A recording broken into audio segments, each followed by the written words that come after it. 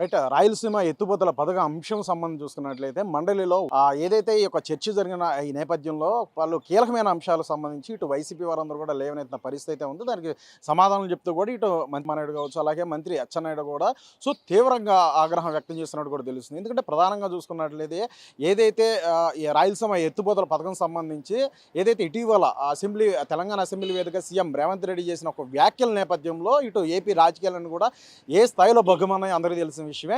అయితే ప్రస్తుతం ఏపీలో చూసుకున్నట్లయితే బడ్జెట్ సమావేశాలు జరుగుతున్న నేపథ్యంలో ఇటు మండలిలో ఈ రాయలసీమ ఎత్తిపోతల అంశాలకు సంబంధించి కూడా ఇటు ప్రధానంగా చర్చ రావని నేపథ్యంలో ఇటు వైసీపీ ఎమ్మెల్సీ సభ్యులందరూ కూడా దానికి సంబంధించి ప్రశ్నలు లేవనెత్తడం కావచ్చు. ప్రధానంగా ఏదైతే సీఎం రేవంత్ రెడ్డి చేసిన ఒక వ్యాఖ్యలు సీఎం చంద్రబాబును ఉద్దేశించి ఏదైతే కొన్ని కీలకంగా చేసిన వ్యాఖ్యలకు సంబంధించి ఏదైతే ఉందో దానికి ఎక్స్ప్లెనేషన్గా దానికి సమాధానం చెప్పాలి. దానికి మీ ప్రభుత్వం కట్టుబడి ఉంటుందా అంటూ కూడా గట్టిగా నిలదీశారు ఎల్ఓపి అనేటువంటి ఎవరైతే ఉన్నారో బొత్స సత్యనారాయణ. దానికి కూడా ప్రధానంగా అనేక కోణాల్లో కూడా దానికి సమాధానాలు ఇస్తూ కూడా అంటే ఏ విధంగా ఇటు రాయలసీమకు సంబంధించి అసలు దాన్ని ప్రాజెక్టు కావచ్చు అన్నిటి కూడా దాని గురించి అసలు నైతికంగా మాట్లాడే హక్కు అనేది కూడా అసలు ఇటు వైసీపీ గత ప్రభుత్వానికి లేదంటూ కూడా ఇటు మంత్రి నిర్మల రాయుడు కావచ్చు, అలాగే అచ్చెన్నాయుడు కావచ్చు, అలాగే దీనికి సంబంధించి పయ్య లోకేష్ కావచ్చు కొన్ని క్లియర్ కట్గా ఆయన ఒక ఆ వేలో మాట్లాడిన పరిస్థితి నెలకొందని కూడా తెలుస్తుంది.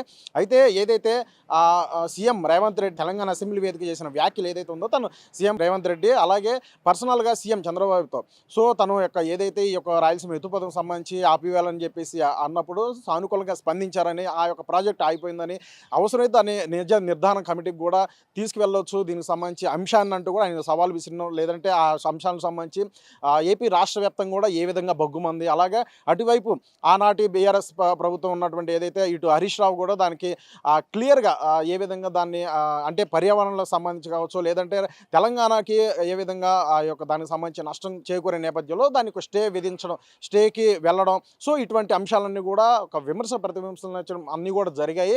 అయితే ఇదే అంశానికి సంబంధించి లేవనెత్తుతూ ఒకవైపు రాష్ట్ర ఏదైతే తెలంగాణ కోసం రాష్ట్ర ప్రయోజనాలు, అలాగే రాయలసీమ ఎత్తుపదలకు సంబంధించి ఒక ఇంపార్టెన్స్ మొత్తం కూడా కూటమి ప్రభుత్వం పక్కన పెట్టేస్తుందంటూ కూడా ఒక విమర్శల నేపథ్యంలో రాజకీయంగా జరుగుతున్న నేపథ్యం. ప్రస్తుతం అయితే ఇదే అంశం బొత్స సత్యనారాయణ అయితే దీనికి సంబంధించిన మండలిలో ఒక ధ్వజమెత్తు కూడా మాట్లాడాడు. ఒకే అంశం అయితే ఆయన ప్రస్తావిస్తూ పదే కూడా మాట్లాడిన ఏదైతే అంశం ఏదైతే ఉందో సీఎం రేవంత్ రెడ్డి, తెలంగాణ సీఎం రేవంత్ రెడ్డి ఇటు సీఎం చంద్రబాబును ఉద్దేశించి ఏదైతే మాట్లాడారో అంశానికి సంబంధించి ఆపాదించి మాట్లాడారో దాని మీద మీరు కూటమి ప్రభుత్వం కట్టుబడి ఉంటుందా లేదా దీనికి సమాధానం చెప్పాలంటూ కూడా ఆయన గట్టిగా మాట్లాడారు.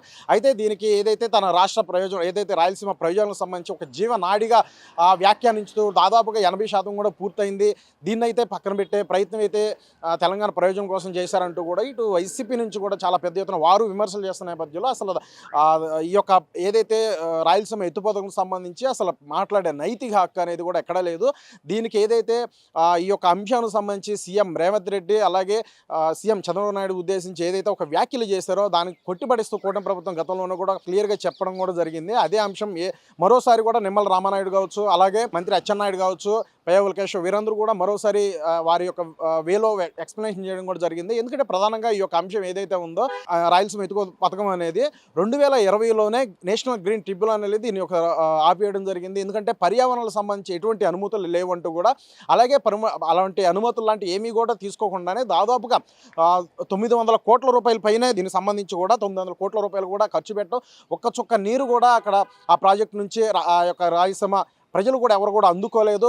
ఈ విధంగా వారు చేసిన ఏదైతే ఇటు గత ప్రభుత్వం ఉందో దీనికి సంబంధించి వీరు పొలిటికల్ ఎజెండాతోనే ఒక విమర్శ చేసే నేపథ్యంలో కావాలని కూడా అడుగుతున్న నేపథ్యం. దానికి కూటమి నేతలు కావచ్చు, మంత్రులు కావచ్చు, వీరైతే మండిపడిన పరిస్థితి ఉంది. ఈ విధంగా ఏదైతే కొన్ని జగన్ గురించి కావచ్చు, గత ప్రభుత్వం గురించి కావచ్చు కొన్ని ఘాటైన వ్యాఖ్యలు చేసే నేపథ్యంలో మంత్రులందరూ కూడా వైసీపీ సభ్యులందరూ కూడా ఒక్కసారిగా మరి పోడియం వద్దకి వెళ్ళడం, గందరగోళ సిచ్యువేషన్ నేపథ్యంలో కూడా సభ అనేది వాయిదా పడడం జరిగింది. చైర్మన్ ఈ సభని మండలి సభను అయితే వాయిదా వేయడం కూడా జరిగింది. ప్రధానంగా ఇదే అంశానికి సంబంధించి గతం నుంచి ప్రస్తుతం ఇప్పుడు ఏపీ బడ్జెట్ సమావేశాలు జరుగుతున్న నేపథ్యంలో ఈ రాయలసీమ ఎత్తుపథకం సంబంధించి వాడివేడి చర్చ అంతా చాలా ఇదిగా జరుగుతుంది. ఒకవైపు ఒకే అంశం సీఎం చంద్రబాబును ఉద్దేశించి సీఎం రేవంత్ చేసిన వ్యాఖ్యలకి మీరేమంటారు అనే అంశానికి సంబంధించి ఒకవైపు ఈ ఎక్స్ప్లెనేషన్ దీనికి జవాబు రావట్లేదు. ఇదే క్వశ్చన్ పదే కూడా ఇటు ఎల్ఓపి బొత్స సత్యనారాయణ అదే మాట ప్రస్తావిస్తూ వస్తున్నారు. అయితే గత ప్రభుత్వం చేతగాని తరంగా కావచ్చు, లేదంటే దద్దమ్మ పరిపాలనలో వారి యొక్క చేయలేని విధంగానే ఆ యొక్క నేషనల్ గ్రీన్ ట్రిబ్యునల్ దాన్ని ఆపివేసిందంటూ కూడా ఇటు మంత్రి నిమ్మల రామానాయుడుకు ధ్వజమెత్తి కూడా మాట్లాడిన నేపథ్యం కూడా కనిపిస్తుంది మండలిలో. సో ఈ నేపథ్యంలో రాయలసీమ ఎత్తుపోతలకు సంబంధించి కూడా ఒక క్లియర్ కట్గా దాని గురించి అసలు ఏంటి అనే మ్యాటర్ అంశం నుంచి ఇటు వైసీపీ నుంచి కూడా గట్టిగా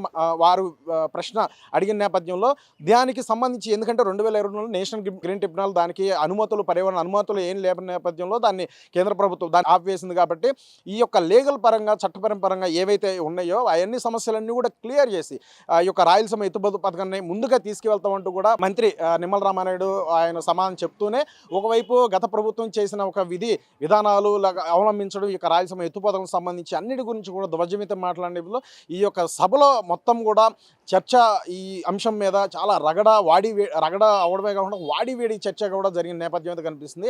సో పొలిటికల్ ఎజెండాతో, రాజకీయ ఉద్దేశంతో, లబ్ధి కోసమే ఇటు వైసీపీ వారు ప్రధానంగా ఇటువంటి ప్రశ్నలు వేస్తున్నారనేది ఇటు కొట్టిపడేస్తూ కూడా, ఖండిస్తూ కూడా ఇటు మంత్రి నిమ్మల రామానాయుడు కావచ్చు, పయ్యోల కేశవ్ కావచ్చు, మంత్రి అచ్చెన్నాయుడు కూడా వీరు మాట్లాడిన పరిస్థితి అయితే ఉంది. సో దీని తర్వాత చూసుకున్నట్లయితే సో ప్రస్తుత ఏపీ రాష్ట్రంలో కూడా, రాష్ట్ర వ్యాప్తంగా కూడా సంచలనం కావచ్చు, అలాగే రాష్ట్ర రాజకీయాలను కూడా మొత్తం కూడా తిరుగుతున్న అంశం ఏకైక అంశం కల్తీ నెయ్యి వ్యవహార అంశం. ఈ అంశం సంబంధించి కూడా ఈరోజు చర్చగా రానుంది. ఈ చర్చ తర్వాత ఈ చర్చలో ఎటువంటి ప్రశ్నలు, అలాగే దీని సమాధానాలు ప్రభుత్వం నుంచి కావచ్చు, అలాగే దీని చట్టపరంగా రానున్న రోజు తీసుకునే అంశాలు కావచ్చు, అలాగే ఏకసభ్య కమిషన్ కూడా దినేష్ కుమార్ ఆధ్వర్యంలో ఏకసభ్య కమిషన్ అనేది కూడా కూటమి ప్రభుత్వం ఏర్పడడం కావచ్చు. దానికి సంబంధించి సుప్రీంకోర్టు కూడా మరి సుబ్రహ్మణ్య స్వామి ఛాలెంజ్ చేస్తూ వెళ్తే ఆ యొక్క పిటిషన్ కొట్టివేసి, అలాగే ఈ యొక్క సభ్య కమిషన్ గ్రీన్ సిగ్నల్ విచారణకే ముందుకు వెళ్ళాలి అంటూ కూడా ఆదేశించిన నేపథ్యం కావచ్చు.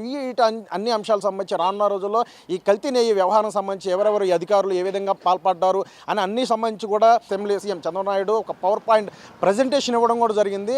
అదే అంశానికి సంబంధించి ఈరోజు మండలిలో చర్చకు రానున్న నేపథ్యంలో సర్వత్రా ఉత్కంఠ నెలకొంది. సో ఏం జరగనుంది ఈ యొక్క చర్చలో, ఇంకా ఏ స్థాయిలో ఉత్కంఠభరితంగా మరి ఈ యొక్క సభలో చర్చ ఏ విధంగా జరుగుతుంది అనే అంశానికి సంబంధించి ఒక ఉత్కంఠ అనేది తీవ్ర స్థాయిలో నెలకొందనేది కూడా తెలుస్తుంది. కెమెరా పర్సన్ ఫనీతో ప్రవీణ్, తెలుగు 360 విజయవాడ.